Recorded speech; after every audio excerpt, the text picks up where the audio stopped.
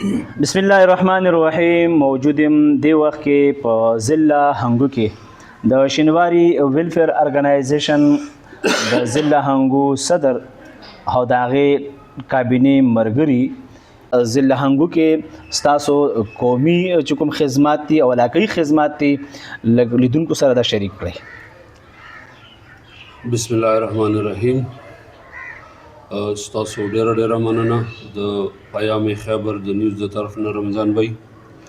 الحمدلله شینواري ویلفیر ارګنایزیشن یو داسې ارګنایزیشن دی چې دا نه په هنګو کې بلکې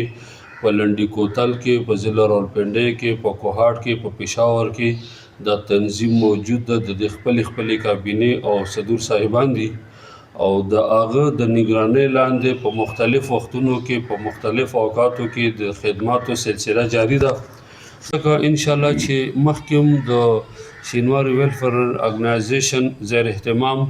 تر اوسه پورې رمضان بھائی 118 ودونه شوي دي په لنډي کوتل کې. خو د دې صرف د شینواري قوم نه بلکې په دې کې افریدو ته، شلمانو ته، د نورو قومونو خلک هم شامل کړي دي. ځکه چې زموږ مقصد اول خبره مونږ کړه د انسانیت خدمت ته، د شینواري نوم ورکولو مقصد صرف د قوم اتفاق ته.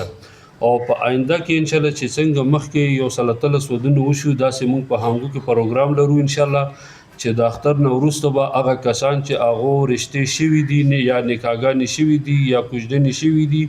خو د خپلو ودونو راوچتولو وس نه لري او د دې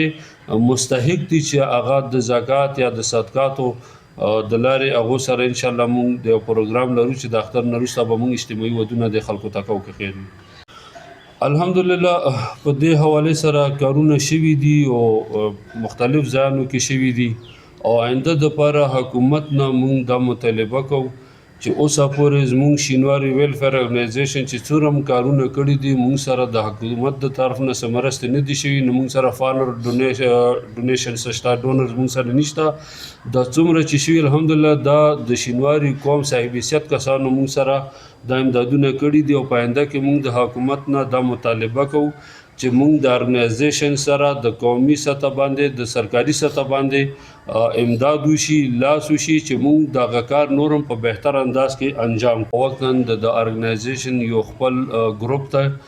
د شینواري ویلفیر ارګنایزیشن چې په هغه کې باقاعدګي سره اعلانونه کیږي چې په فلاني ځای کې د فلاني ګروپ والا د وینې ضرورت ته لحاظه کوم مرګري د وینې سره تعلق لري نو بیا ډېر مرګري داسې رابطه وکړي چې بیمار ته ځان رسوي او هغې ته وینه ورکوي او داسې مرګري موږ سره شته.